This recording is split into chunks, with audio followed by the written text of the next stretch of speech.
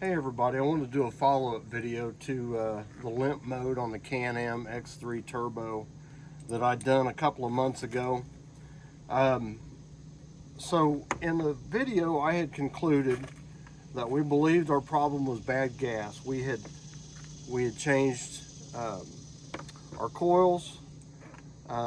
We had pulled the spark plugs out and taken a look at them, and they looked good at a glance. They looked fine. I've got all three plugs here in my hand, so obviously they're not still in the machine. So I told everybody that we felt it was bad gas, and we feel that contributed to it some, but we put new gas in it and everything went well for 2 or 3 days, and then all of a sudden started having more problems. It wasn't as bad as what we had when it'd go into limp mode, but it would definitely throw a code.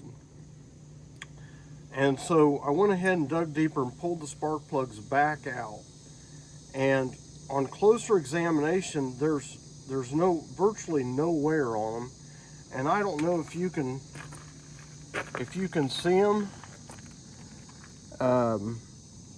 They've got a little bit of soot on a couple of them. One of them's fairly clean, but they show no real wear. But when I got the gauge out and started checking them, they ranged, and these were installed at the factory. There wasn't any tampering with them here.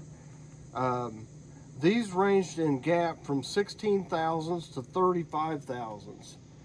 And so I picked up 3 new plugs, put the 3 new plugs in, fired the machine up, and have not had a problem since, and probably put 10, 20, let's see, 25, 30 miles on it so far, and have run it pretty hard and just no problem whatsoever.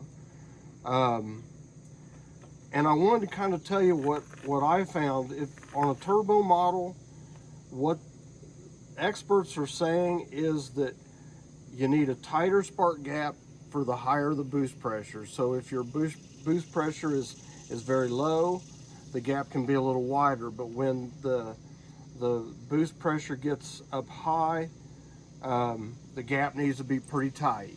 And so I gapped them all at about 16 to 18 thousandths, and machine just runs great. You know, big thanks out there to everybody that helped me and gave me information.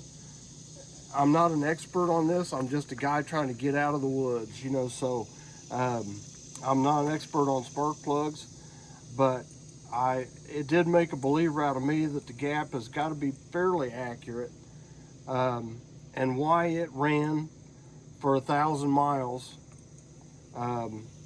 unless, you know, the bad fuel did foul a couple of these plugs a little bit or whatever. I don't know. Nobody seems to be really able to answer that question. It's not like a tie rod end that's broke. You don't have an obvious break. But I've kept the old coils. I'm going to keep them because they were good. We just did it to make sure we had crossed that off our list. So if you're having any trouble, you know, look at the obvious things like your belts and your plugs first, and then worry about your coils.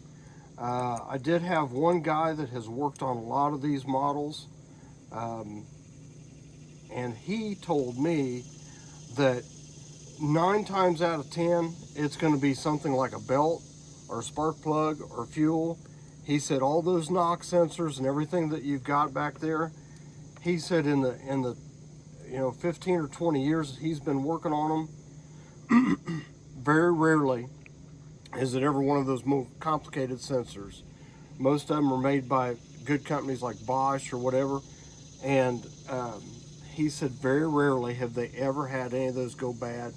So before you go down that rabbit hole, check your spark plugs, check your belt, check your coil, and you know, take it from there, and hopefully you'll have better luck than I did chasing this problem down, because it was aggravating.